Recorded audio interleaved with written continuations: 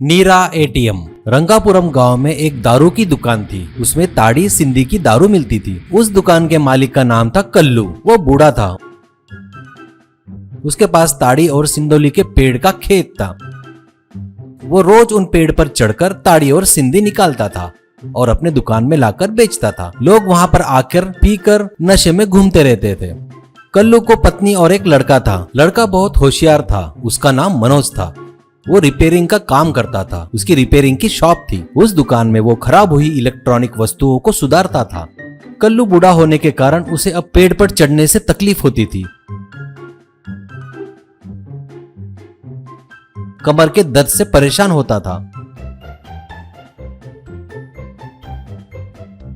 घर आने के बाद उसकी पत्नी से कमर की मालिश करवाता था। मालिश करके पत्नी के हाथों में भी दर्द होता था। उससे वो भी परेशान होती थी। ये सब देख मनोज को भी तकलीफ होती थी। एक दिन पत्नी मालिश करते हुए कहती है, ओ जी, आपके कमर की मालिश करते करते मेरे हाथों की हालत खराब हो गई है। वो दारू की दुकान बंद करके घर में बैठो, अच्छा रहेगा। ऐसा कहती है। कल्लू, क्या दारू की दुकान बंद कर दूं क्या? बंद तो तेरा मुंह करना चाहिए। सारी जिंदगी इसके भरोसे जिए, अब ऐसी बात कर रही हो? दोबारा ऐसा बोली ना तो तेरे को दारू पिलाकर डांस करवाऊंगा, समझी क्या? ये सुन पत्नी को गुस्सा आता है और गुस्से में उसके कमर पर मारती है। तब कल्लू, ओए माँ, मार दिया रे बाबा, मार दिया, ऐसा चिल्लाता है। ये सुन मनोज को हंसी आती है। एक दिन कल्लू पेड़ पर चढ़ते वक्त गिर जाता है। उससे उसकी कमर टूट जाती है। अरे बाप रे, कमर टूट गई रे करके चिल्लाता है। अब वो घर पर खटिया पर ही पड़ा रहता था। एक दिन डॉक्टर घर पर आकर देखता है और कहता है, कल्लू जी, आपकी कमर ठीक होने में बहुत समय लगेगा, तब तक उठना नहीं। अगर उठ भी गए, पहले जैसा पेड़ पर चढ़ना मत। अब से आपकी दारू की दुकान बंद कर दीजिए। ऐसा कहकर चले गया। ये सुन कल्लू बेचारा हताश हो गया।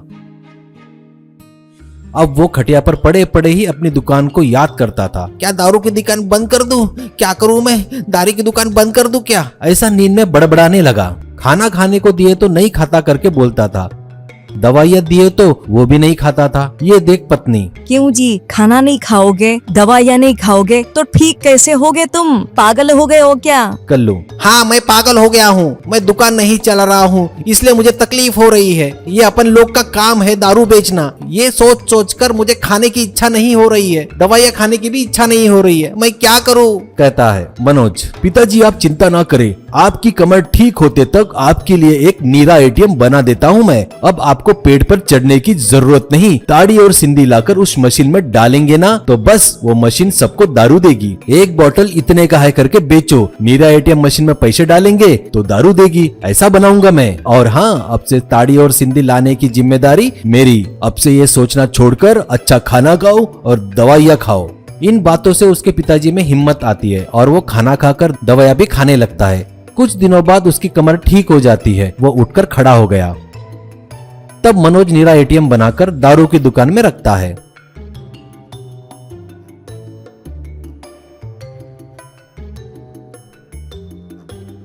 एक दिन मनोज अपने पिताजी को दारू की दुकान में लाकर नीरा एटीएम कैसे काम करता है बताता है। अब रोज एक ट्रैक्टर में ताड़ी सिंधी आती है। कल्लू उसे एटीएम मशीन में डालता है। फिर लोग आकर मशीन में पैसे डालकर टैप से बोतल में दारू पकड़कर पीने लगे और झूम के नशे करने लगे।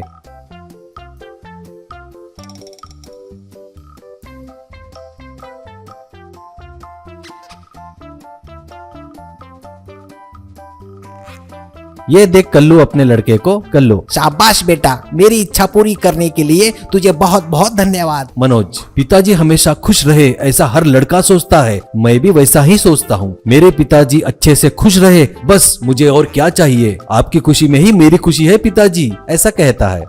अब नीरा एटीएम लगाकर कल्लू बहुत खुश रहने लगा और उन्हें खुश देखकर मनोज भी बहुत खुश होता है।